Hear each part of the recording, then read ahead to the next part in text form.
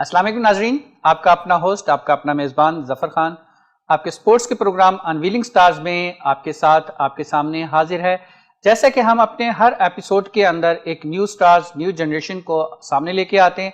हमारे वो स्टार्स जो स्पोर्ट्स के अंदर बिल्कुल ही जिनके ऊपर पर्दा डला हुआ है, जिनको जानता कोई नहीं, लेकिन वो गोल्ड मेडलिस्ट भी हैं, वो नेशनल चैंप्स भी हैं, वो इंटरनेशनल चैंप्स भी हैं। हम उनको अपना प्लेटफॉर्म प्रोवाइड करते हैं, उनको लेके आते हैं और हम अपने नाजरीन को ये दिखाते हैं कि जी ये भी स्टार्स हैं, इन्होंने भी बहुत कुछ अचीव किया, इन्होंने भी पाकिस्तान का नाम सर बुलंद किया है और पाकिस्तान के परचम को सर बुलंद किया है।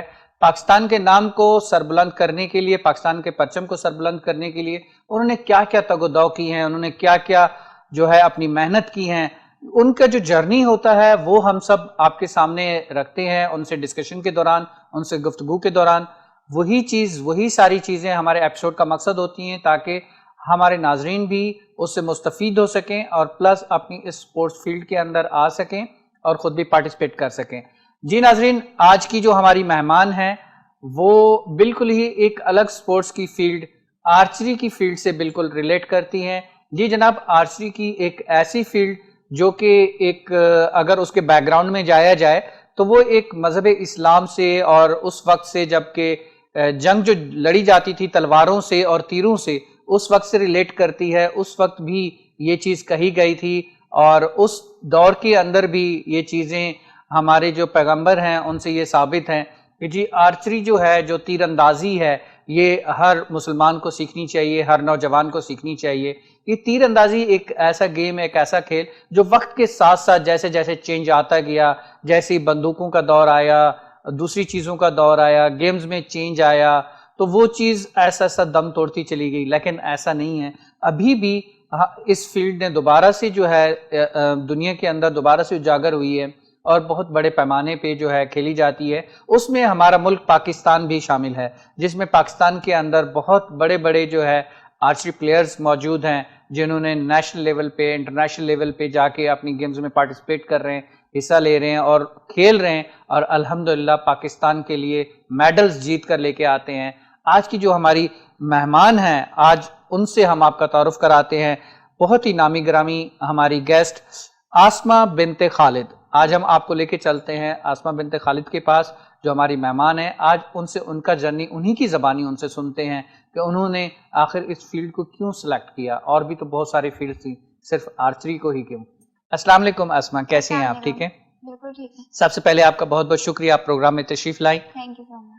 वही चीज़, एक आर्चरी एक ऐसी फील्ड है तीर अंदाजी, और उसमें एक फीमेल का होना जो कि हम एक तारीख के अगर औराक पढ़ें और तारीख को देखें तो उसमें तो बहुत कम ऐसा मिलता है कि जो जंगों के अंदर तीर अंदाज ख़वातीन होती थी वो पार्टिसिपेट करती थी, हिस्सा लेती थी। और उसमें ये भी ज़रूर कहा गया कि जो यंग जनरेशन है वो तीर अंदाजी सीखे, जो कि हमारे पैगंबरों का भी हुक्म है कि जी तीर अंदाजी में हिस्सा लेना चाहिए।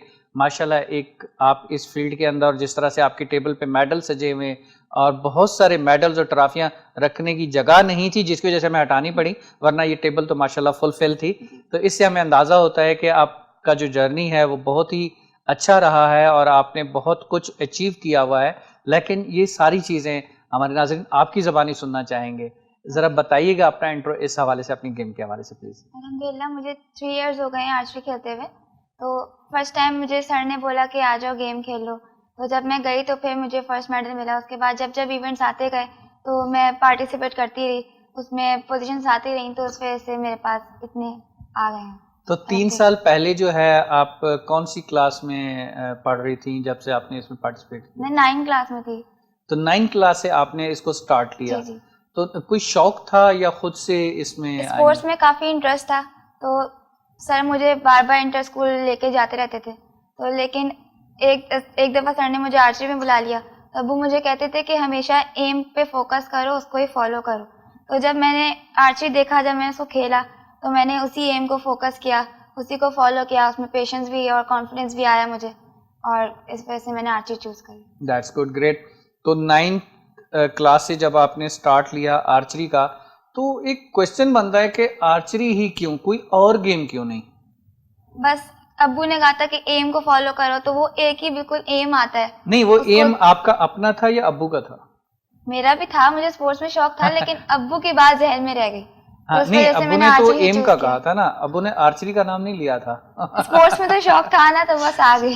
تو آرچری کو آپ نے سلیکٹ کیا, جی اس کے بارے میں کوئی تاریخ پڑھی ہوئی تھی, کچھ سنا ہوا تھا, اس وجہ سے آرچری کو سلیکٹ کیا؟ فلم دیکھی تھی ہنگر گیمز, اس کے بعد تو اور شوق آ گیا. تو اس گیم کے اندر جو ہے وہ تیر اندازی چلتی جی ہے, جی تو دیٹس گڈ. تو آرچری کے اندر جو ایکچولی وہ آرچری کے جو اکوپمنٹس ہوتے ہیں وہ کیا ایزیلی اویلیبل ہیں ہمارے ہاں پاکستان کے اندر؟ پاکستان میں بالکل بھی اویلیبل نہیں ہے, باہر ملک میں ہے, جس وجہ سے یہاں پر آتے ہوئے وہ زیادہ مہنگے ہو جاتے ہیں. تو ہمیشہ امپورٹ کرنے پڑتے ہیں, منگوانے پڑتے جی ہیں جی ہمیں؟ ہمیشہ منگانے پڑتے گڈ.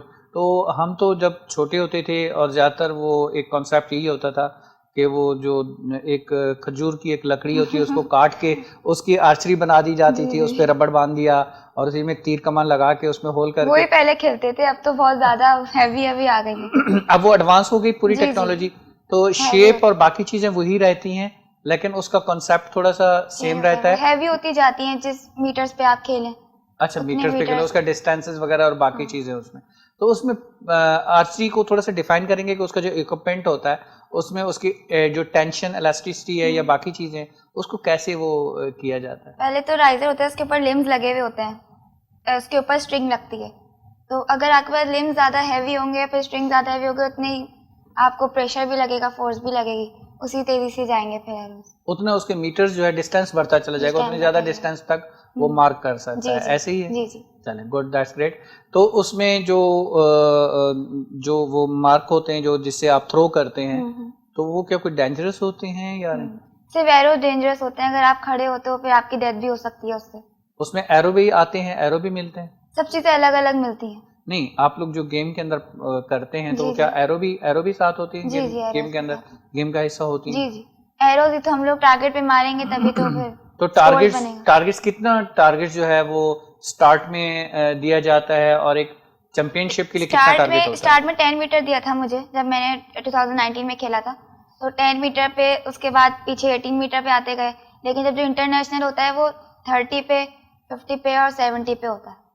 70 میٹر تک؟ جی جی 70 میٹر تک کی جو رینج ہوتی ہے اس میں آرچری جو اکوپمنٹ ہے وہ پورا چینج ہو جاتا ہے یا وہی رہتا ہے؟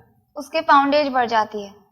تو وہ پاؤنڈ جو ہے اس کا جو مطلب اسٹرنگ اس کی ٹائٹ ہو جاتی ہے, فورس لگانی پڑتی ہے تاکہ ایروز اتنی اسپیڈ سے آگے جائیں. تو اس کی کوئی سیٹنگ ہوتی ہے کہ جس کو اتنے میٹر تک آپ کھیلنا ہے اس کو؟ جی جی آگے ایم لگا ہوا ہوتا ہے, ایم لگا ہوتا ہے, تو ایم کو ایڈجسٹ کرتے چلے جاتے ہیں اور پیچھے ہوتے چلے جاتے ہیں. یہ سارے کوشچن جو ہم کر رہے ہیں یا اکوپمنٹس کے بارے میں جان رہے ہیں, اس کا مقصد آپ تک وہ ساری چیزیں پہنچانا ہے تاکہ ہمارے جو ناظرین ہیں وہ مستفید ہو سکے, ان کو پتہ چل سکے کہ آرچری ہے کیا, وہ بنتی کیسے ہے, اکوپمنٹ کیسے آتا ہے, اس میں کون کون سی چیزیں شامل ہوتی ہیں, اس کے ڈسٹینسز جو ہے کتنے ڈسٹینسز تک ان کی مارک ہوتی ہے. ایکچولی یہ ساری چیزیں ڈیٹیل ناظرین تک پہنچانے کا مقصد ہے. تو اس میں آرچری کا جس طرح سے آپ نے بتایا کہ اس میں ویٹ جو ہے الگ الگ ایڈجسٹ ہوتے ہیں, جیسے جیسے اس کے ویٹ کو بڑھایا جاتا ہے تو اس طرح سے اتنا ڈسٹینس اس کا بڑھتا چلا جاتا ہے. تو اس وقت جو چیمپئن شپس کے جو مقابلے ہوتے ہیں اس میں کتنے ڈسٹینسز تک کا ان کا ہوتا ہے میکسیمم نیشنل لیول پہ یا انٹرنیشنل لیول پہ؟ مطلب نیشنل میں تو 18 اور 30 پہ ہی رہتا ہے. 18 اور 30 18 میٹر مطلب جونیئرز کے لیے, اور 30 میٹر سینئرز کے لیے ہوتا ہے. 30 میٹر سینئرز کے لیے ہوتا ہے. گڈ. اور انٹرنیشنل لیول پہ؟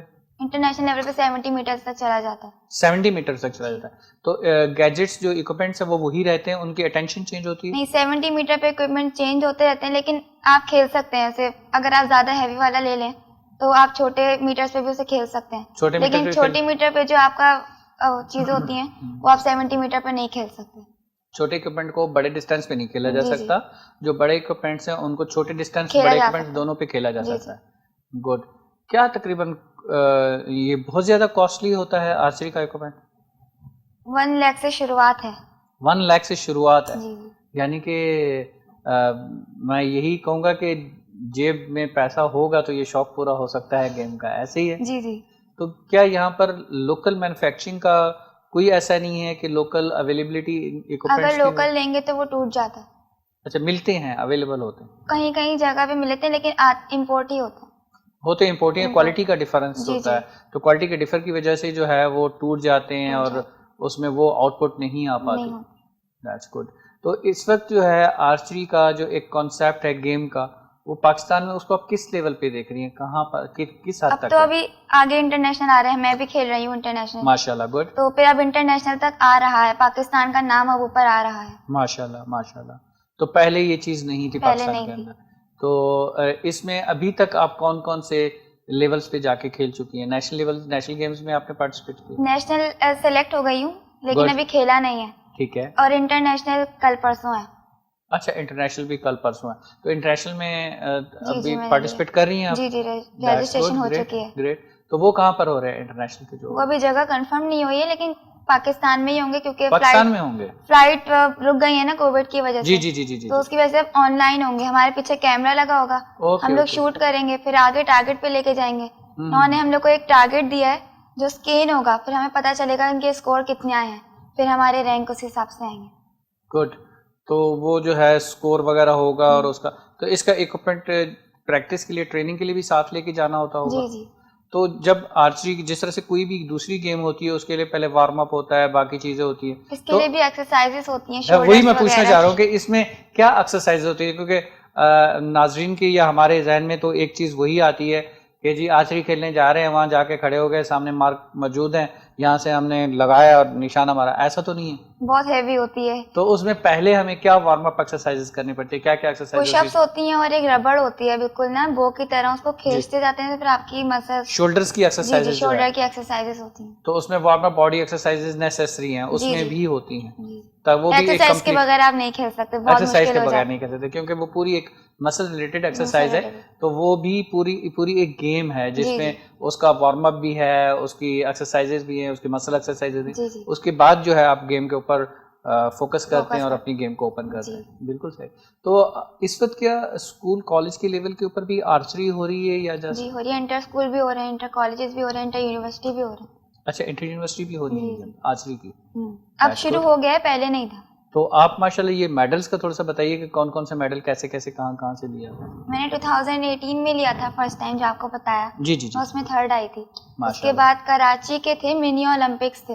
ٹھیک ہے. اس کے اندر وہ ڈی ایم سی ایسٹ میں تھا. جی جی. اس کے اندر بھی میں نے گولڈ میڈل لیا تھا. ماشاءاللہ, بہت زبردست. اس میں نے 3 لیے تھے. گڈ. اور اس کے بعد جتنے ایونٹس آتے گئے اتنا کھیلتی گئی, اور میں نے اس کے منی اولمپکس کا میں نے کوچ بھی کیا تھی سٹی اسکول میں. بالکل ٹھیک ہے. اس کی ٹرافی بھی ملی مجھے, اس کے سرٹیفکیٹ بھی ہے میرے. ماشاءاللہ ماشاءاللہ, بہت زبردست. تو کیسا تھا جب پہلا آپ کا ایونٹ جو پہلا آپ نے ون کیا, تو اس وقت آپ کی فیلنگس کیا تھی؟ کیونکہ پتہ ہی نہیں چلا تھا کہ میں جیت گئی, میں خوشی تھی, گھر آ کے بہت خوش ہوئی. اس کے اندر پریزیڈنٹ سے بھی ملی تھی. Okay, good good, that's great. تو اس کے بعد جو ابھی لاسٹ آپ ایونٹ آپ نے پلے کیا وہ کون سا اور کب ہوا تھا؟ کشمیر ڈے کا ہوا تھا, سنڈے کو. اچھا, کشمیر ڈے کو. تو کشمیر ڈے کے اوپر آپ نے وہ ون کیا ہے اپنے کلب میں جو ہوا تھا اس میں فرسٹ پوزیشن آئی. اس کے بعد جو ہوا تھا ہوا کی وجہ سے پوزیشن نہیں آ سکتا. اچھا, ایئر پریشر کی وجہ سے جو ہے وہ ایروز سارے الگ جگہ پر جا رہے تھے. تو اگر ہیوی ایرو ہوگا تو وہ پھر سیدھا جائے گا یا اس پہ بھی فرق؟ ہیوی ایرو میں مسئلہ ہو جاتا ہے, میں ایک ہی ہوتا ہے ایرو. اوکے. آپ یہ انڈور گیم ہے, آؤٹ ڈور نہیں کھیل سکتے. کراچی میں اتنی جگہ نہیں ہے انڈور کے لیے, اتنے پلیئرس کے لیے, تو وہ آؤٹ ڈور کر لیتے ہیں. تو مجبوری میں جو ہے وہ گیم کو آؤٹ ڈور کرنا پڑتا ہے. صحیح صحیح صحیح. تو آپ کی جو ٹریننگ ہے وہ آپ نے کہاں سے حاصل کی؟ میں نازم آباد میں منی اولمپکس وہ اسپورٹس کمپلیکس ہے, وہاں سے میں, میرے سر ہیں اسکول میں, مجھے وہ لے کے جاتے تھے, وہی کوچ ہیں, وہی سکھاتے ہیں. That's good. اور پسوا آرچری کلب میں ہوں میں. اچھا, آرچری کلب میں بھی ہیں. آرچری کلب کہاں پر ہے؟ نازم آباد میں ہی ہے. نازم آباد. جی, دیٹس گڈ. ہم اس میں الگ الگ کلبز ہیں. مقصد یہ ہے کہ ہماری جو ناظرین ہیں جو شوق رکھتے ہوں وہ بھی وہاں تک اپروچ کر سکیں, اور اگر آرچری سیکھنا چاہیں تو سیکھ سکیں. گڈ. تو آپ نے ماشاءاللہ اتنی کم ایج کے اندر سٹارٹ لیا, اور الحمدللہ ایک تھوڑے سے ٹائم پیریڈ کے اندر آپ نے یہ بہت سارے میڈلز, ٹرافیاں, سرٹیفکیٹ آپ نے اچیو کیے. تو ہم آپ سے ضرور یہ پوچھنا چاہیں گے کہ یہ جب اچیومنٹ حاصل کرنے کے بعد آپ کی فیلنگز کیا تھی اور آگے کا فوکس کیا تھا, لیکن یہ ساری چیزیں ہم آپ سے جانیں گے بریک کے بعد. ایک بریک کا ٹائم ہوا چاہتا ہے ناظرین, ملتے ہیں ایک چھوٹے سے بریک کے بعد.